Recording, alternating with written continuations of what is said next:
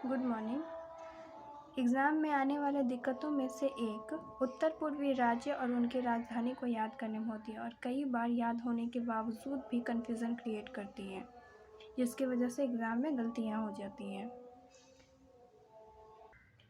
इन सारी राजधानियों को याद करने के लिए जो हम ट्रिक आज बताने वाले हैं, उससे पहले राज्य के बारे में थोड़ा बहुत आपको पता होगा कि किस राज्य में क्या है नहीं है। तो सबसे पहले अगर हम बात करें अरुणाचल प्रदेश की, तो अरुणाचल प्रदेश में क्या है, काफ़ी ज़्यादा ये पहाड़ों वाले इलाकों में से एक है अरुणाचल प्रदेश। तो पहाड़ में ज़्यादातर पत्थर वगैरह मिलते हैं, तो वहाँ से आप याद रख सकते हैं तो ईटानगर, वहाँ से आप ईटानगर याद रख सकते हैं। तो अरुणाचल प्रदेश की राजधानी ईटानगर। अब बात करते हैं नागालैंड की। तो नागालैंड आपको पता है कि यहाँ पे काफ़ी ज़्यादा जनजातियों वाले इलाके में से एक आते हैं। तो हम क्या करेंगे, नागा जनजाति का नाम है, आपको पता है नागा जनजाति होते हैं। तो उससे अगर नागा है तो वो मतलब ज़्यादातर जो जनजाति जो है पथरीला इलाके में जो आते हैं, उसमें लोग ज़्यादातर ब्लैक स्किन कलर वाले होते हैं। तो वहाँ से आप याद रखते हैं, क्योंकि इसमें से जितने भी राजधानियाँ हैं उसमें से केवल क से एक नाम है, तो उससे आपको याद रह जाएगा काला से आप ट्रिक कर सकते हैं। तो आप नागा काला, तो काला से आप याद रख सकते हैं कोहिमा। अब आते हैं मणिपुर की बात करते हैं। तो मणिपुर में क्या है, मणिपुर में मणि कहाँ रहता है, ऊपर में रहता है, सिर के ऊपर रहता है ना कोई।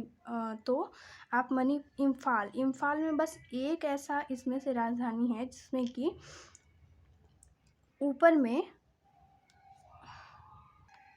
अंक का इस्तेमाल हुआ है। तो हम क्या करेंगे, इससे मनी ऊपर में रहता है हमेशा, तो हम क्या करेंगे, इसके वजह से हम मनी कहाँ रहता है, ऊपर, तो यहाँ इससे हम इम्फाल याद कर लेंगे। ठीक है, इम्फाल याद कर लेंगे। अब बात करते हैं मिज़ोरम की।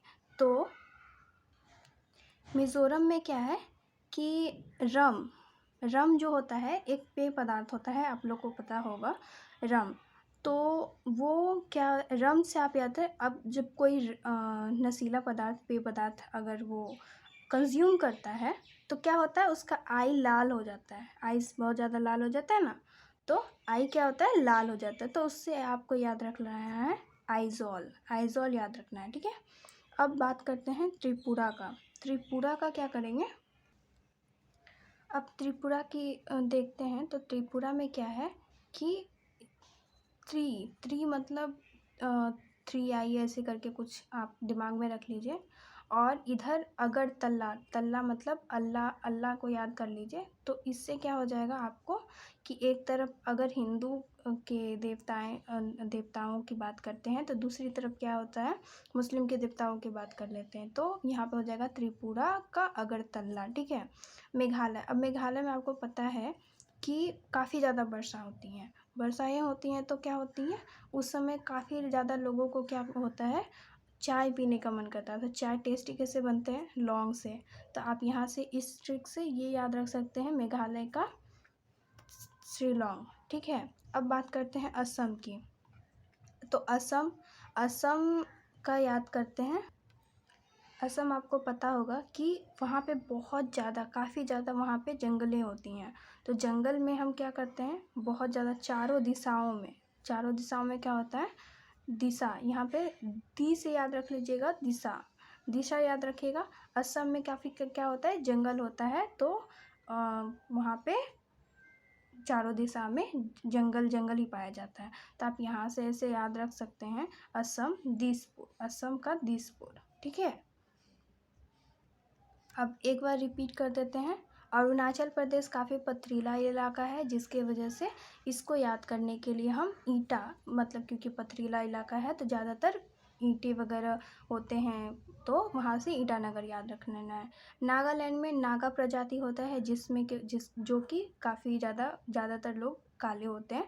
इसकी वजह से क्या करते हैं, इसको कोहिमा याद कर लेते हैं। फिर मणिपुर का बात करते हैं। मणिपुर में क्या है कि मणि हमेशा ऊपर रहता है, सिर के ऊपर रहता है, तो क्या करेंगे, इससे याद रख लेंगे इम्फाल।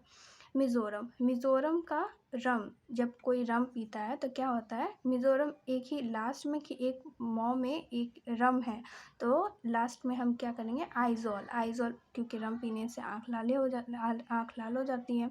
अब त्रिपुरा, त्रिपुरा का क्या करेंगे कि यहाँ पे एक तरफ अगर हिंदू के देवता हैं, त्रि से याद रखें, त्रिदेवताएं होती हैं ना, तो त्रि से मतलब कि एक तरफ हिंदू के देवता है, दूसरी तरफ मुस्लिम के देवता है अल्लाह। तो अभी 6 का याद रखेंगे, मेघालय, मेघालय में काफ़ी ज़्यादा वर्षा होती है तो चाय पीने का मन करता है बारिश में, तो वहाँ से लौंग डालेंगे तभी स्वाद बढ़ेगा। तो फिर क्या यहाँ से याद रखेंगे, शिलोंग।